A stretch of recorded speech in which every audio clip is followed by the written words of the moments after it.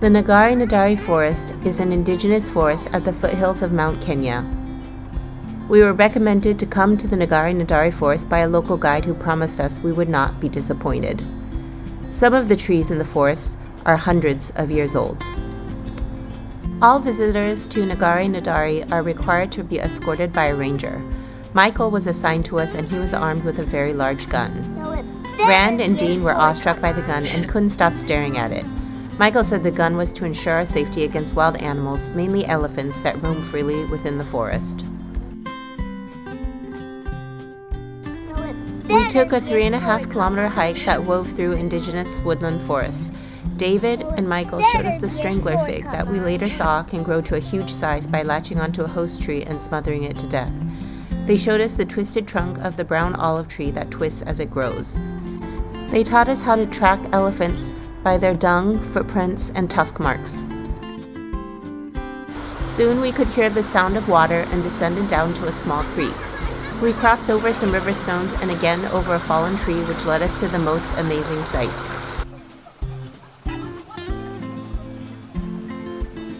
Before us was a turquoise pool with water from Mount Kenya trickling in several streams before joining together as a pounding waterfall. We'd only seen this kind of thing in pictures before, or most recently in Jojago National Park, but we weren't actually allowed to touch the water. Here we were allowed not only to touch the water, but we were invited to dive in. The water was freezing cold, but after our picnic lunch, Leo and the kids bravely went in. Rand and Dean loved it the most, frolicking in the icy water and letting the waterfall pound over their heads.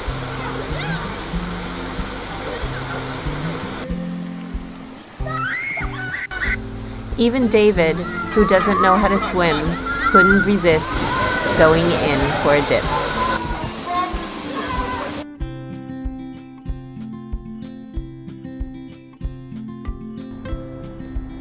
We hiked back toward the entrance where the longest canopy walk in East Africa awaited.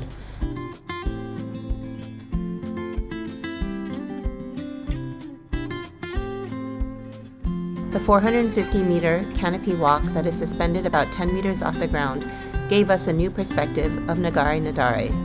At first, Ellen was very cautious and fearful to walk on her own.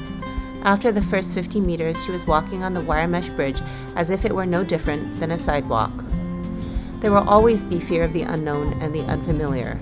The more we are willing to venture forth and try, the more we realize what we are truly capable of. We weren't lucky enough to see any elephants roaming on the forest floor, but we were grateful to end this special day at Ngare in the presence of massive fig trees that have been standing guard in this indigenous forest for centuries before today and will continue their watch for centuries after.